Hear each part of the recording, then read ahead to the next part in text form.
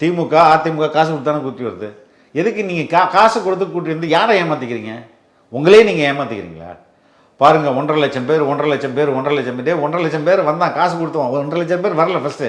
அதை காசு கொடுத்து வந்து அதே கரூரில் அவங்க அதை தான் சொல்கிறேன். கரூரில் 1.5 லட்சம் பேர் இருந்தீங்களே, நீங்கள் காசு கொடுத்து கூட்டு வந்ததுங்கும்போது உங்களே தானே நீங்களை வந்து ஏமாற்றிக்கிறீங்க. இப்போ ஒன்றும் இல்லைங்க, நான் வந்து நிறைய காயின்ஸ் வாங்கணும். ஒரு 50 பைசா காயின் எனக்கு வேணும். எனக்கு 1 லட்சம் காயின் வேணும். நான் வந்து 1 லட்சம் காயினை பொறுமையாக நான் சேகரிக்கணும். அப்படி சேகரிக்காமல் கடையில் வந்து இந்த ஒரு லட்சம் 50 காசு காயின் சேர்த்தா ஒரு அமௌண்ட் வருதுன்னு வைங்களேன். அதை விட 3 மடங்கு நீங்கள் போய் கடையில் போய் காசு கொடுத்து அந்த 50 லட்சம் 50 காயினை வச்சுட்டு நான் பார்த்தியா சேர்த்துட்டேன் அப்படின்றது எவ்வளோ பைத்தியா இருக்கணும். 50 காசை நீ வாங்குறதுக்கு 2 ரூபாய் செலவு பண்ணினா எவ்வளோ ஃபுல் தானே அர்த்தம். அதே மாதிரி தான் இது வந்து ஒவ்வொரு ஆண்டாக 30 ஆண்டுகளாக தலைவருக்கு தளபதிக்கு சேர்ந்த ஒரு கூட்டம். அதை பார்க்கும்போது இவங்களுக்கு அது வந்து ரொம்ப பொறாமையும் வைத்தறிச்சலாகவும் இருக்குது. அதுக்காக போட்டியாக இவங்க என்ன பண்ணுறாங்க, காசு கொடுத்து ஆளை கூப்பிட்டு வந்து பாருங்கள் எங்களுக்கு கூட்டுறீங்க. யாரை ஏமாற்றிக்கிறீங்க நீங்கள்? மக்களுக்கு தெரியும், அங்கே உட்காந்துருக்கவே தெரியும். எனக்கு காசு கொடுத்தானே எனக்கு கூட்டு வந்தேன்னா அவனுக்கு தெரியும். ஆனால் அந்த கூட்டத்தை பெருமையாக பேசும்போது தங்களைத்தானே ஏமாற்றிக்கிறாங்க.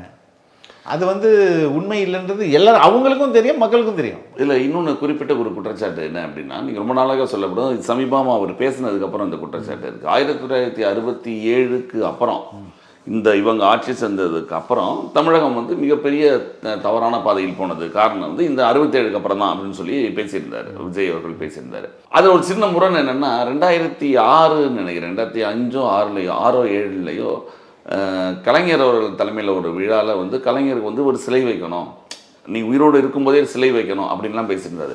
அப்போ 67லேருந்து தவறாக இருக்குன்னு சொன்னவங்க எதற்காக சிலை வைக்கல? நிறைய செயல்கள் செஞ்சிருக்காரு. என்ன செயல்கள்? கலைப்பணியா? எதுக்கு இல்லை, பொதுவாக அந்த அந்த அந்த அந்த நிகழ்வு வந்து என்ன நிகழ்வு? அரசியல் இவர் கலந்துற சினிமா ஃபங்க்ஷன் தானே. அப்போ அதை பாருங்க, கலைக்கு அவர் ஆற்றிய தொண்டுகளுக்கு வைக்கணும்னு சொல்லியிருந்திருப்பாங்க. அதை விட்டுட்டு அதை எடுத்துகிட்டு வந்து இங்கே பொறுத்துறது இருக்குல்ல, அது இப்படி பொருத்த முடியாது. அது தப்பு, அப்படி பொறுத்துறது தான் தப்பு.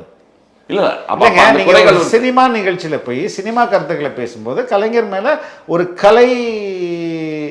ஒரு கலைஞராக ஒரு கதாசிரியராக ஒரு எழுத்தாளராக ஒரு பத்திரிகையாளராக மதிப்பு இருக்கும்.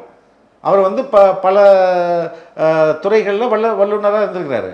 அதற்கு அது என்டாஸ் பண்ணுறது, அவர் ஆட்சியை என்டாஸ் பண்ணுறது கிடையாதுல்ல. அப்படி எடுத்துக்கிட்டால் அது ராங்காக நம்ம கோட் பண்ணுறோம், மிஸ்கோட் பண்ணுறோம் தான் அர்த்தம். மிஸ்கோட் பண்ணக்கூடாதுல்ல, அது ராங் கான்டெக்ஸ்ட் அது.